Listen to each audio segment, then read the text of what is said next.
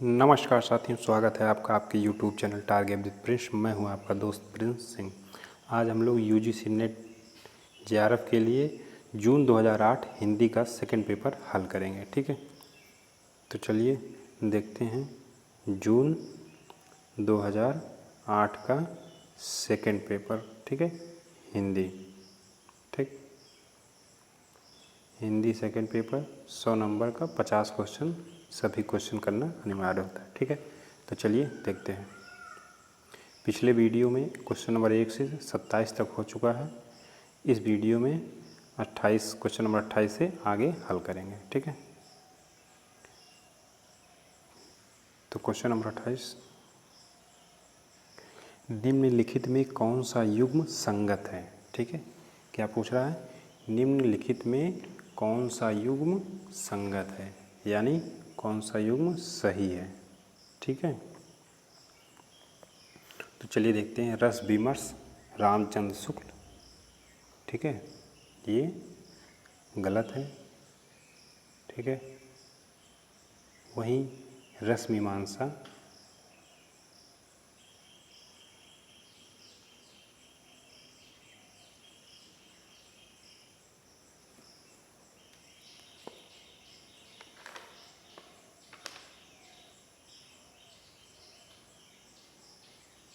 ठीक है, रस मीमांसा राम मूर्ति त्रिपाठी।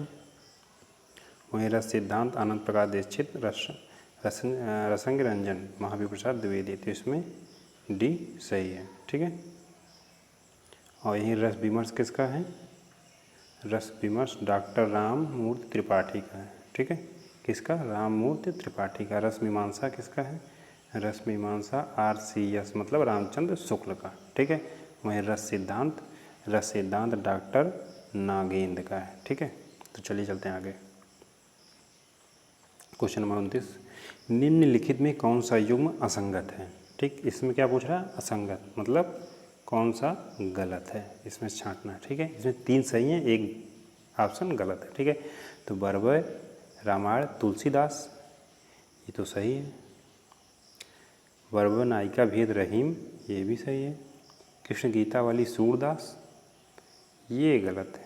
कृष्ण गीता वाली किसकी है, तुलसीदास की। ठीक, किसकी, तुलसीदास। तो इसमें कौन सा सही, सी सही होगा। ठीक, विज्ञान गीता केशवदास की है। ठीक, तो चलिए चलते हैं आगे। क्वेश्चन नंबर 29, निम्नलिखित में कौन सा युग्म असंगत है। ठीक है, माधवी दूधनाथ, द्रौपदी सुरेंद्र वर्मा, उत्तर प्रियदर्शी अज्ञेय, मृदुला गर्ग, एक और अजनबी। ठीक है, तो माधवी किसकी रचना है, दूधनाथ की नहीं है। किसकी रचना है माधवी, भीष्म साहनी की। ठीक है, किसकी, भीष्म साहनी। माधवी कब लिखी गई है, 1955। क्या है, ये नाटक है। ठीक है, तो इसमें ए सही है। गलत पूछ रहा है कौन सा असंगत है, तो माधवी दूधनाथ सिंह असंगत है। उत्तर प्रियदर्शी अज्ञेय का है, द्रौपदी सुरेंद्र वर्मा का है, मृदुला गर्ग, एक और अजनबी। ठीक है, चलते हैं आगे। क्वेश्चन नंबर 31, प्रकाशन काल की दृष्टि से कौन सा अनुक्रम सही है। ठीक है, क्या पूछ रहा है, प्रकाशन काल से की दृष्टि से कौन सा अनुक्रम सही है। ठीक है, तो माँ श्यामा स्वप्न, सती मैया का चौरा, सोना माटी। ठीक है, तो सबसे पहले कौन सा आएगा, श्यामा स्वप्न, क्योंकि इसकी रचना जो है 1888 में हुई है। कब हुई है, 1888 में। कौन लिखा है, जगमोहन सिंह। कौन, जगमोहन सिंह।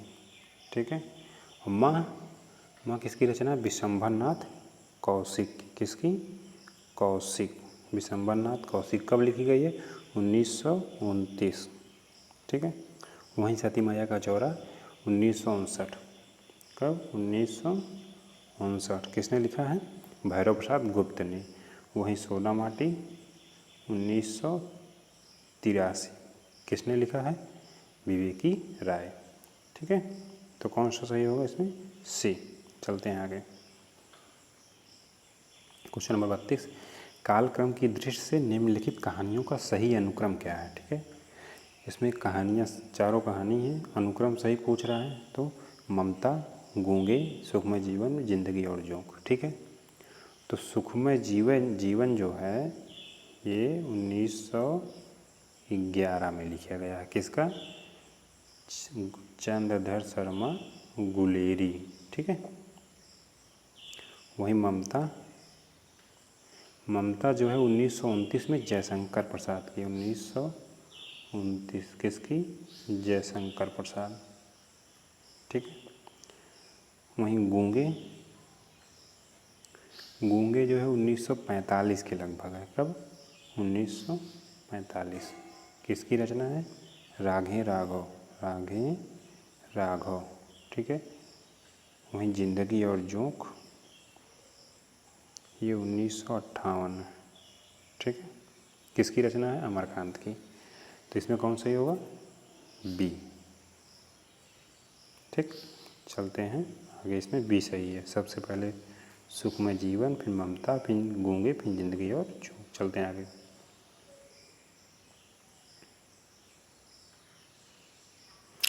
कालक्रम की दृष्टि से पत्रिकाओं का सही अनुक्रम क्या है? ठीक है, क्या? पत्रिकाओं का सही अनुक्रम। ठीक है, सरस्वती, श्री शारदा, आनंद कदमनी, प्रतीक। ठीक है, तो इसमें कौन सा सबसे पहले आएगा? आनंद कदमनी कब की रचना है? 1881। किसकी रचना है? प्रेमघन की पत्रिका है। ठीक है, सरस्वती कब की है? 1900 की। ठीक, यानी सरस्वती से पहले आनंद कदमनी आएगी। ठीक है, तो इसमें देख लीजिए सरस्वती इसमें सबसे पहले, तो ये गलत है। इसमें भी ये भी गलत है। अब बचे दो, श्री शारदा और आनंद कदमनी। ये सरस्वती के पहले है। ठीक, तो इसमें यही होगा। वहीं श्री शारदा जो है 1916 है। ठीक है, किसकी पत्रिका है? नर्मदा प्रसाद मिश्र की। किसकी? नर्मदा प्रसाद मिश्र की। वहीं प्रतीक किसकी है? प्रतीक 1947 में आई थी। ठीक, किसकी? अज्ञेय की। ठीक है, चलते हैं आगे।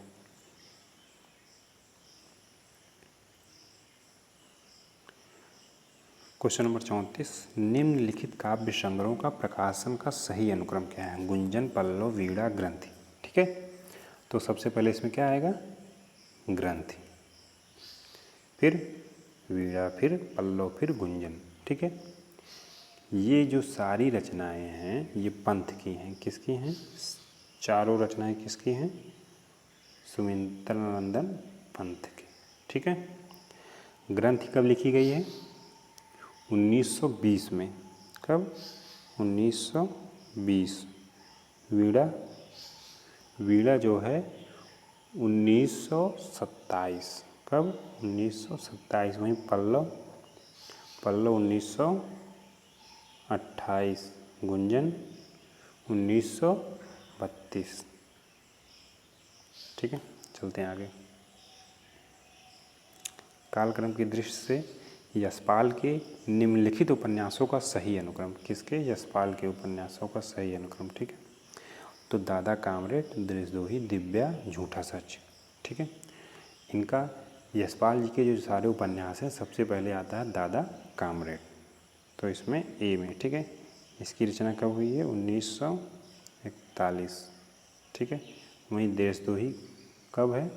1943। ठीक है, दिव्या 1945। ठीक है, झूठा सच 1958। ठीक है, सारी रचनाएं यशपाल के उपन्यास। ठीक है, चलते हैं आगे। कालक्रम की दृष्टि से निबंध संग्रह का सही अनुक्रम क्या है? कल्पलता, श्रृंखला की कणियाँ, शिवशंभू के चिट्ठे, रसंग रंजन। तो इसमें शिवशंभू के चिट्ठे जो है ये भारतीय युग का ही आ जाते हैं, तो सबसे पहले शिवशंभू के चिट्ठे ही होगा। लेकिन इसमें दो में शिवशंभू के चिट्ठे हैं, तो बी और सी में कौन सा होगा? तो इसके बाद दूसरा देखते हैं। तो दूसरा क्या होगा? कल्पलता होगा या रसंग रंजन होगा? तो रसंग रंजन, क्योंकि इसकी रचना 1920 में हुई थी। ठीक है, वहीं शिवशंभू की 1905 में। ठीक, तो इसमें सी सही है। ठीक है, फिर श्रृंखला की कड़ियाँ जो है 1942 में किसकी, महादेवी वर्मा की है, ठीक है, महादेवी वर्मा की, ठीक। वहीं कल्पलता जो है 1950 में है, किसकी है, HPD की, HPD मतलब हजारी प्रसाद द्विवेदी, ठीक। चलते हैं आगे। कालक्रम की दृष्टि से अज्ञेय के निम्नलिखित काव्य संग्रहों का सही अनुक्रम क्या है।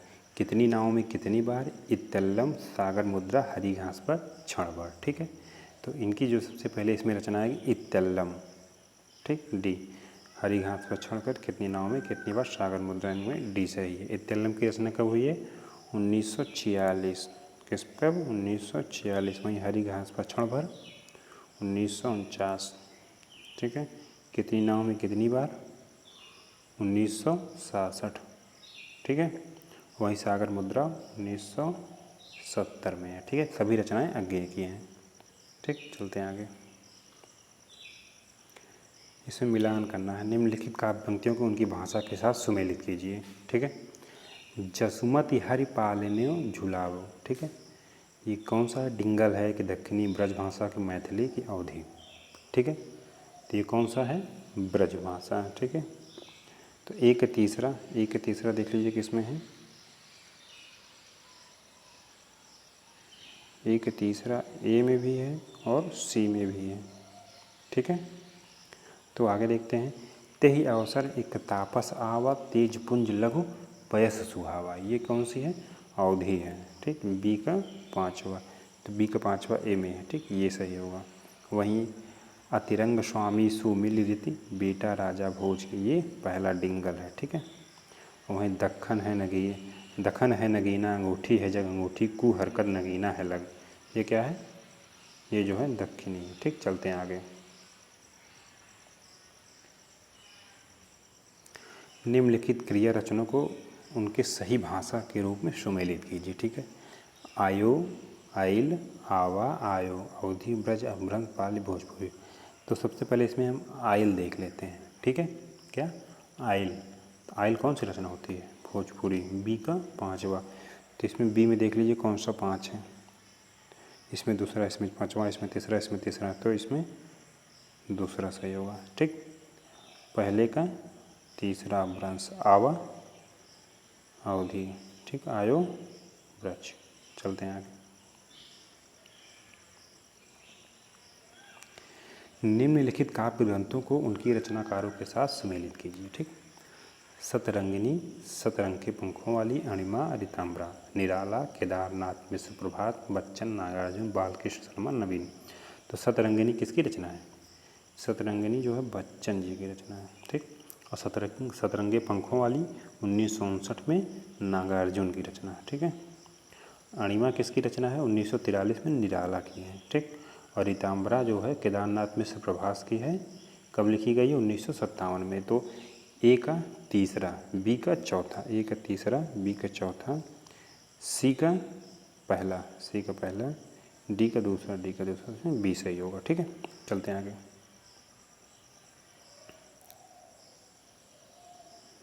निम्नलिखित पंक्तियों को उनके सही अलंकारों के साथ सुमेलित कीजिए, ठीक है। मुख नहीं चंद्रमा है, मुख तो चंद्र ही है, मुख देख कर चांद का आभास हुआ, मुख है कि चांद है, ठीक है। इधर संदेह अपनहुत रूपक भ्रांतिमान उत्प्रेक्षा, ठीक।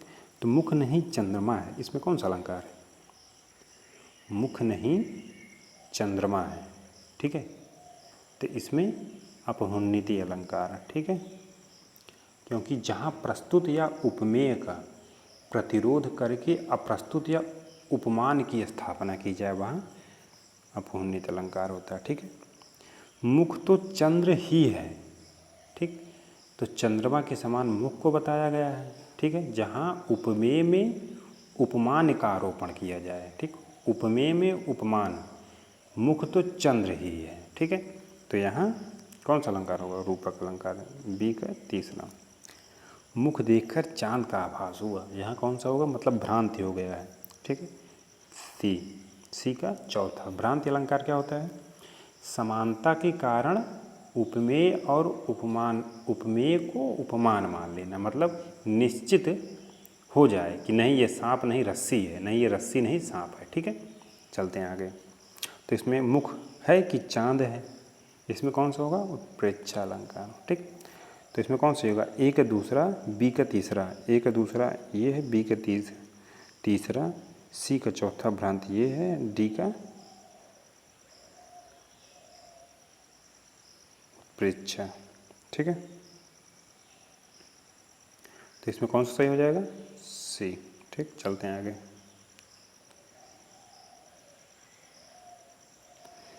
इन उपन्यासों को उनके लेखकों के साथ सुमेलित कीजिए। ठीक है, तो तमस किसका है? तमस भीष्म साहनी का है। ठीक है, कब लिखी गई है? 1973 में तमस लिखी गई। ठीक, पीली आंधी किसकी रचना है? पीली आंधी प्रभा खेतान की है। ठीक, कब लिखी गई है पीली आंधी? 1996। ठीक है, वहीं अंधेरे बंद कमरे मोहन राकेश के हैं। ठीक है, कब लिखी गई है? 1961 में। ठीक, नीला चांद किसकी रचना है? शिव प्रसाद सिंह की है। ठीक है, कब लिखी गई नीला चांद? 1988 में नीला चांद। ठीक है, तो ए का तीसरा इसमें किसमें है? सॉरी, ए का चौथा भीष्म साहनी तमस, तो ए का चौथा ए में। ठीक, ये सही है। चलते हैं आगे। निम्नलिखित पंक्तियों को उनके कवियों के साथ सुमेलित कीजिए। ठीक, तो द्रुत क्षरो जगत के जीर्ण पत्र। ठीक, तो द्रुत क्षरो जगत के जीर्ण पत्र किसके है? ये पंथ का है। ठीक है, किसका है? पंथ का। यह तीसरा आदमी कौन है? मेरे देश की संसद मौन है। ठीक है, ये किसका है? धूमिल का। तोड़ने ही होंगे मठ और गढ़ सब। ठीक, ये किसका है? मुक्तिबोध का। आ गए प्रियवंद को केस कंबली गुफा, ये किसका है? अज्ञेय का। ठीक है, तो ए का दूसरा, बी का पहला, ए का दूसरा, इसमें ए का तीसरा, सॉरी, द्रुत क्षरो जगत के जीर्ण पंथ, ए का तीसरा बी में। ठीक, और इसमें भी है बी या डी। ठीक, तो अगला देख लेते हैं।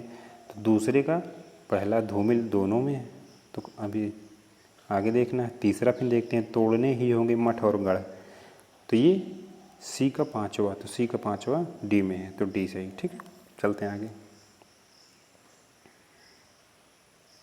निम्नलिखित शब्दों को उनके संधि के नाम के साथ सुमेलित कीजिए। ठीक है, तो देखते हैं। निरोग, निरोग में कौन सा संधि है? ठीक, इसमें हम देखेंगे निरोग, निधन रोग। ठीक है, तो यहाँ विसर्ग आ रहा है, तो यहाँ कौन सा संधि होगा? विसर्ग संधि। निधन रोग, दीर्घाकार, दीर्घ धन आकार बराबर दीर्घ संधि। ठीक है, सदाचार, सतधन आचार बराबर, ये तो व्यंजन संधि। ठीक है, प्रत्येक, प्रतिधन एक यण संधि। ठीक है,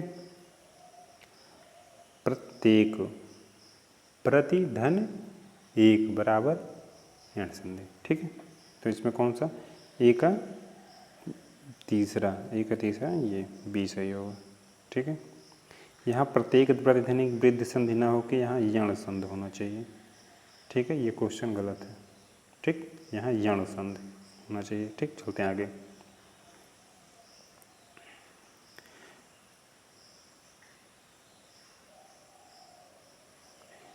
निम्नलिखित काव्य लक्षणों को उनके आचार्यों के सही नाम के साथ सुमेलित कीजिए। काव्य लक्षण उनके आचार्यों के नाम। ठीक है, शब्दार्थो सहितो काव्यम किसका है? ये शब्दार्थो सहितो काव्यम जो है ये भामा का है, पहला का बी। ठीक, इसमें देख लीजिए पहला का बी ये। ठीक, अब तद दोषो शब्दार्थो श्रवणा वर्ण की पुनः क्वापी। ठीक, ये किसकी है? ये मम्मट का है। ठीक है, अब बी का चौथा है इसमें। ठीक, वाक्य रसात्मक काव्यम, अब वाक्य रसात्मक काव्यम विश्वनाथ का है, तो इसमें एक सी का पहला सही है। रमणीय प्रतिपादक शब्द काव्यम, ये किसका है? पंडित जगन्नाथ। ठीक, तो इसमें सी सही है। ठीक है, अब आगे जो है क्वेश्चन नंबर 46 से 45, ये गद्यांश दिए गए हैं, गद्य अवतरण को ध्यानपूर्वक पढ़ें और उससे संबंधित प्रश्नों को उत्तरों को बहुविकल्पी में से सही विकल्प का चुनाव करना। ठीक है। लोक में फैले दुख की छाया को हटाने में ब्रह्मा की आनंद कला जो शक्तिमय रूप धारण करती है, उसकी भीषणता में भी अद्भुत मनोहरता, कटुता में भी अपूर्व मधुरता, प्रसन्नता में भी गहरी आर्द्रता के साथ लगी रहती है। विरुद्धों का यही सामंजस्य कर्म क्षेत्र का सौंदर्य है, जिसकी ओर आकर्षित हुए बिना मनुष्य का हृदय नहीं रह सकता। इसको आपको खुद से पढ़ के हल करना है। ठीक है। इसके नीचे देख लीजिए आप लोग, ये प्रश्न दिए हैं, इन प्रश्नों को देखना है, फिर उसी गद्यांश में से इसका उत्तर ढूंढ के टिक करना है। ठीक है। अब कर्म क्षेत्र का सौंदर्य किसे कहते हैं? ठीक। अब ये क्वेश्चन आपको देखिए, कर्म क्षेत्र का सौंदर्य किसे कहते हैं? ठीक। अन्याय के प्रति रोष दिखाने में, लोगों के प्रति मृदुता के व्यवहार में, विरोधी भावों के सामंजस्य में, उपर्युक्त तीनों में। ठीक है। तो कर्म का सौंदर्य किसमें है? कर्म का सौंदर्य विरोधी भावों के सामंजस्य में है, तो इसमें सी सही होगा। ठीक है। तो आज इतना ही, धन्यवाद। वीडियो अच्छा लगा हो तो लाइक, शेयर और सब्सक्राइब करना ना भूलें। मिलते हैं अगले वीडियो में।